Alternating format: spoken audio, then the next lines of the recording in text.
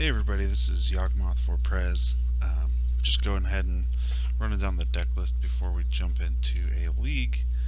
We're going to be playing Omnitell without Enter the Infinite, so it's a little bit different in that you kind of need to have the win in hand, but you do get to run a heavier counter package, which makes your combo more resilient when you do go off. We're running 19 lands. It's going to be 5 soul lands. I am on a budget at the moment with a single crystal vein. We do run 1 main deck Boseiju, 8 fetches, and 5 islands with a complement of 4 lotus petals. That allows for some turn 1 goes with show and tell, with the 5 soul lands and a lotus petal.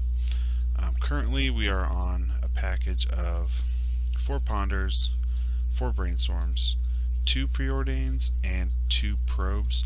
I'm currently splitting probe and preordain. Preordain does get you a little bit more raw card advantage in that you get to see potentially up to 3 cards, easily 2, or guaranteed 2. Gitaxian probe kind of clears the way and lets you know that the combo is good to go. So I like the split. And then I am running 3 spell pierce. We have a single impulse, and that is kind of a call out to this sideboard Firemind's Foresight. We have no other 2-drops in the deck, so sometimes you really need Firemind's Foresight to have a 2-drop. Sometimes impulse just lets you look at 4 cards on turn 2, so not terrible. We're running 4 Cunning Wish for the Wish board, a single main deck Intuition. Generally goes and gets 3 show and tells or 3 Cunning Wishes, and then obviously 4 show and tell as the main win condition to pop down one of these 6 cards. We have 2 Dream Halls. Those are the secondary win condition when we are strapped for a show and tell, or if there's, I don't know, a meddling mage naming show and tell, we can Dream Halls it in. It's my understanding that there is a few bugs on MTGO with Dream Halls, but we're gonna find out all about that. We got the 4 Forcible, of course. We have 4 Omniscience and 2 Emrakul, the Aeon's Torn. Ideally, on show and tell, I would prefer to reveal Omniscience almost every time, and then hardcast a Emrakul off of Omniscience if possible. We do have a 15-card sideboard. Boseiju, another one on the board. A single Pact of Negation. That is, we're going to grab that off of Cunning Wish for that counter work. Counter. We've got Noxious Revival if all 4 of our show and tells are in the graveyard, or if we need to grab an instant speed, another counter out of the graveyard, or an intuition, or whatever, anything.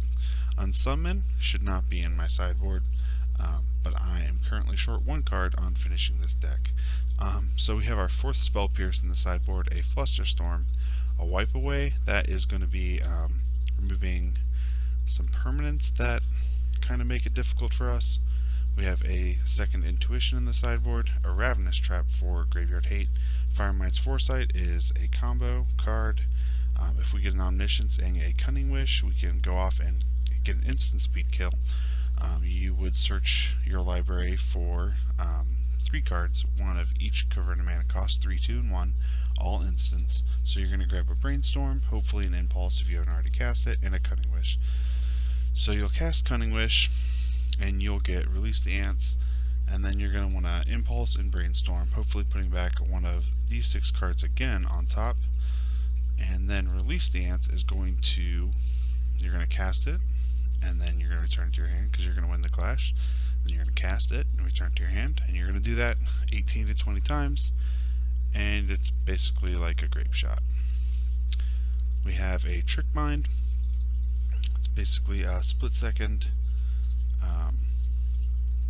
We're going to counter target activated or triggered ability. It's pretty good. Release the Ants I mentioned. Eladamri's Call is a great grab off of Cunning Wish if you show and tell a Omniscience into play and you have a Cunning Wish in hand.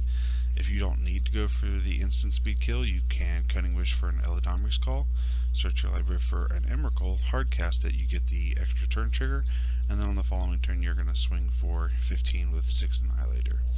Then the last two cards in the sideboard are Defense Grid. They make every spell an opponent is trying to cast, or every player is trying to cast on their opponent's turn, cost 3 more. So we're going to really want that versus like the Delver decks. It is reciprocal, so it can be a little bit complicated, but since this is a more trying to go off version of Omnitell, we're a little bit less worried about that, as if we were, I don't know, pretty sure it's probably just good in all the Omnitell decks. Anyway, I'm going to queue up. Hopefully we can get in without waiting too long, and then hopefully we can do well in this league. Alrighty, see you in the game.